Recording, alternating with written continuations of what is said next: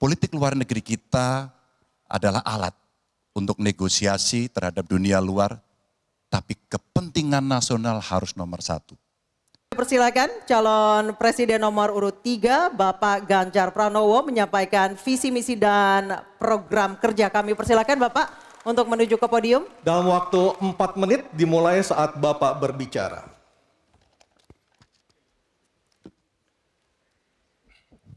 Terima kasih. Selamat malam Bapak Ibu sekalian yang hari ini hadir di studio dan tentu saja yang menyaksikan melalui tayangan televisi atau streaming. Kami membaca sekaligus mencatat persoalan luar negeri, pertahanan keamanan, dan tentu saja dari 3 ini kami akan menyampaikan poin per poin. Yang pertama terkait dengan politik luar negeri kita.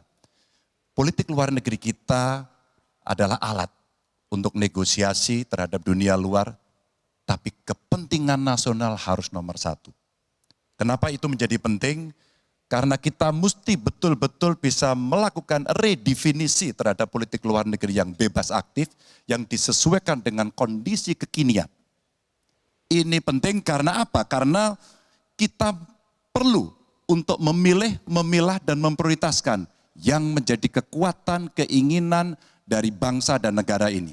Rakyat butuh bekerja. Rakyat butuh lapangan kerja lebih banyak. Investasi harus lebih banyak.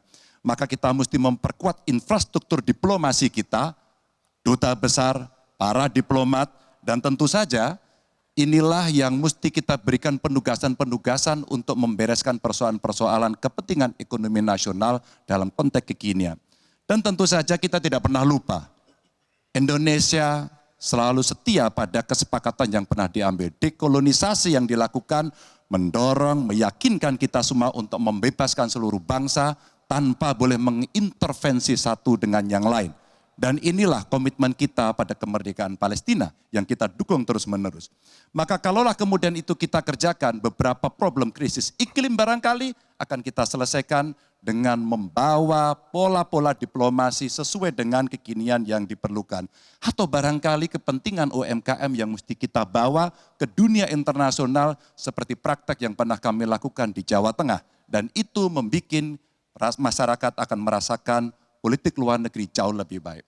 Pertahanan, sistem pertahanan rakyat semesta mesti kita dorong, kita lapisi dengan pertahanan yang betul-betul berlapis dan kita jadikan benteng pertahanan Nusantara sebagai sebuah satu kesatuan. Dan kita perlu melakukan penataan gelar pasukan karena IKN menjadi pusat gravitasi baru. Dan ini bagian dari antisipasi terhadap tarung global antara Amerika Serikat dan Tiongkok. Untuk itulah pertahanan kita mesti masuk pada wilayah 5.0 dengan teknologi sakti, dengan rudal hipersonik, senjata cyber, sensor kuantum, dan sistem senjata otonom. Dan itu bisa dilakukan kalau anggaran dari Kemenhan itu 1-2% dari PDB. Sehingga MEF kita akan bisa tercapai.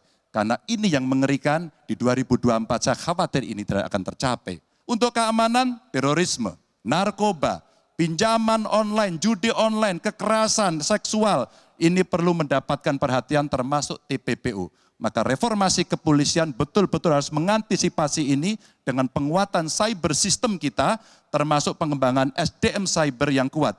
Polisi yang menjadi pengabdi masyarakat betul-betul akan bisa mengayomi. Seperti kemudian pada saat saya bertemu dengan Ibu Mary Hugeng. Bagaimana Ibu Mary menceritakan bahwa polisi kita mengayomi dengan kesungguhan.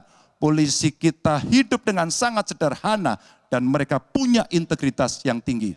Sebagai anak polisi, saya paham betul ini sesuatu yang sulit dan pasti akan bisa kita lakukan. Dan tentu saja inilah capaian-capaian yang akan kita lakukan oleh Ganjar Mahfud. Bismillah. Insya Allah kami siap.